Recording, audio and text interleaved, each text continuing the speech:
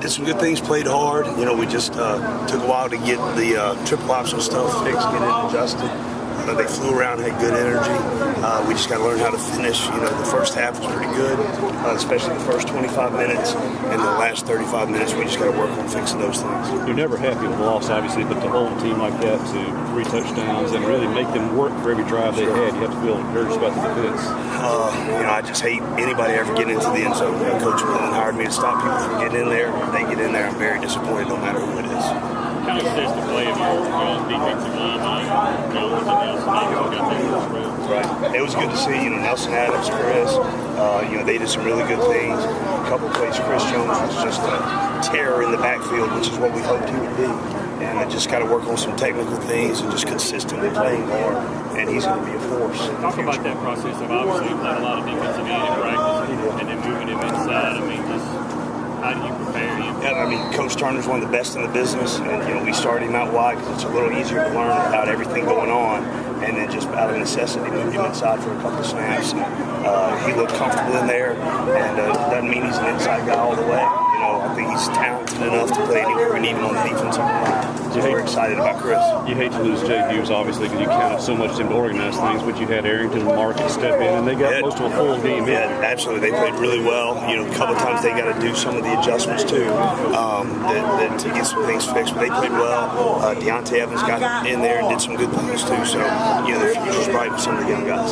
When you face 5 more teams that run that number in some form or fashion, do you feel like there's just basic things you can get accomplished? There are good things. We did some things, changing up some looks on them so they didn't, you know, they'd see one look and then we'd play some different things, trying to confuse them. And the key to the whole season is continuing to disguise everything that we're doing and not just give them the same look day in and day out and down in and day out. What have you seen from Alcorn State on film? What's that? What have you seen from Alcorn State? Oh, they got some athletes. The quarterback's 6'6", 200 pounds. They've got 2 6'2" receivers that can run. They got some talent. They've got some big offensive linemen that are pretty powerful. So, I mean, anytime you get to line up in our stadium and play, you got to be excited. And, you know, the guys have a bad taste in their mouth that they want to get out. With Jay out and Jamerson maybe a little gimpy now, how are you adjusting in the secondary this week? Well, you know, same thing we've done with the linebacker position. You know, we move guys around. You know, we try to cross-train them as much as possible so they're exposed to a lot of different techniques so they can move in and out position for position and not miss a beat. Just have age for linebackers in the first game. You've got to go with guys in there. Yeah, the young Brown brothers played really well. Zach Jackson arguably had the play of the game on that slip screen. We got to work on his celebration a little bit, but he played at a high level, and it's kind of reminiscent of Zach and Deontay when they were young. They make 1 or 2 spectacular plays, then they start to have a little more confidence, and you can just see that with Zach Jackson this week out of practice. Same thing with Richie.